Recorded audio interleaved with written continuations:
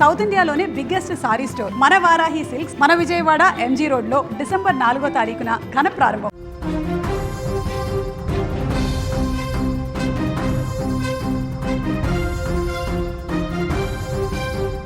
ఉదయం ఆఫీస్కు వెళ్ళేటప్పుడు అంతా బాగుంది.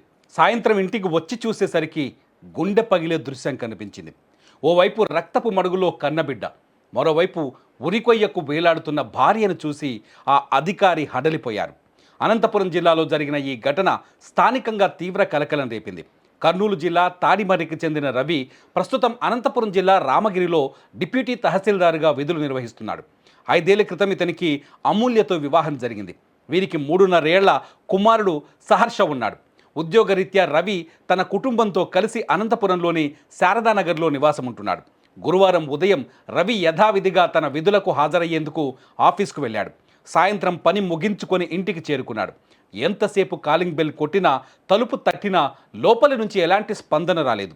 దీంతో అనుమానం వచ్చిన రవి పక్కనే ఉన్న కిటికీలోంచి లోపలికి చూశాడు.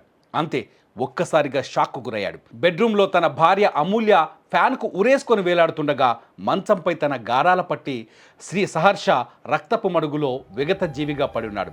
ఇది చూసిన రవి కన్నీరు మున్నీరుగా విలపించాడు. కుటుంబ సమస్యల కారణంగానే ఈ ఘోరం జరిగి ఉంటుందని ప్రాథమికంగా భావిస్తున్నారు.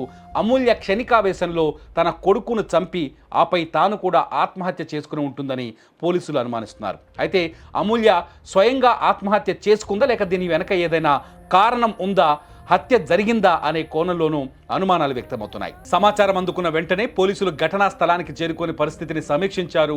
మృతురాలు అమూల్య తల్లిదండ్రుల ఫిర్యాదు మేరకు కేసు నమోదు చేశారు. డీఎస్పీ శ్రీనివాస్ ఆధ్వర్యంలో దర్యాప్తు కొనసాగుతోంది. పోస్టుమార్టం నివేదిక, విచారణ అనంతరం పూర్తి వివరాలు వెల్లడిస్తామని పోలీసులు తెలిపారు.